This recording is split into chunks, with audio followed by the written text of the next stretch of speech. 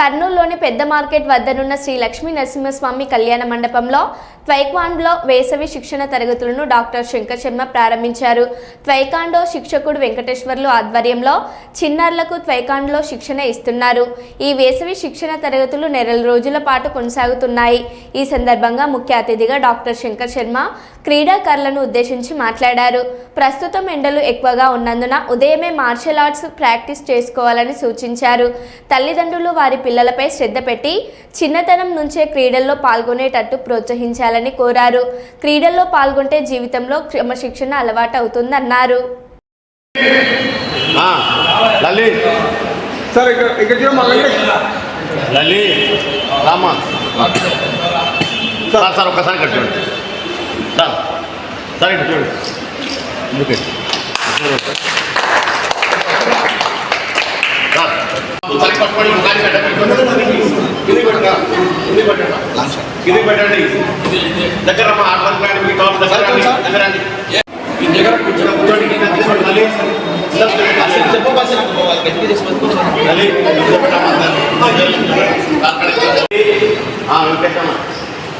Ready sir అక్కడ ready smile అక్కడ దగ్గర గోల్ని దగ్గర అమ్మా రామంట దగ్గర చూడమ్మా ముఖానికి అడ్డ పెట్టుకోండి దగ్గర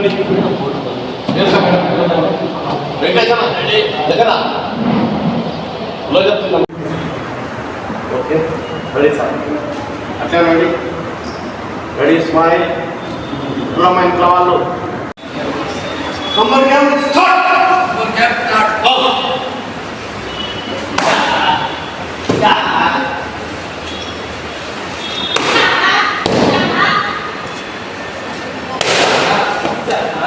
ఆధ్వర్యంలో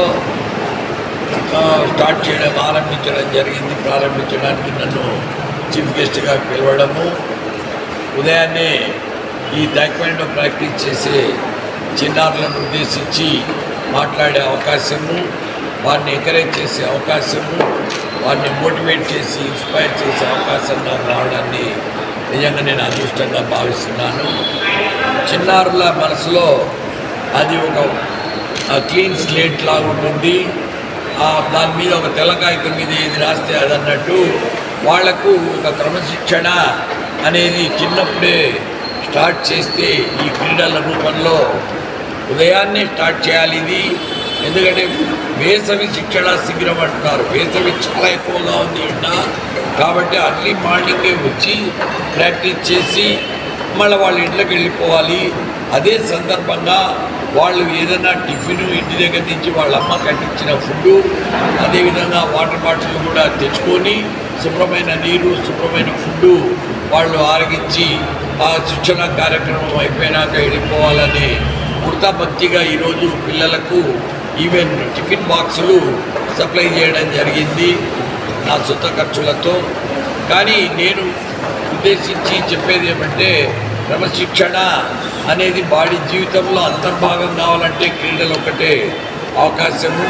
అదేవిధంగా ముఖ్యంగా మార్షల్ ఆర్ట్స్లో యోగా, తర్వాత ఫిజికల్ ఎక్సర్సైజు, కాన్సన్ట్రేషన్, ఏకాగ్రత, మెడిటేషన్, తర్వాత ప్రాణాయామ, ఇవన్నీ కూడా ఇంగ్రెయిన్డ్గా ఎంబెడెడ్గా ఉన్నాయి, లోపల అంతర్లీనమై ఉన్నాయి.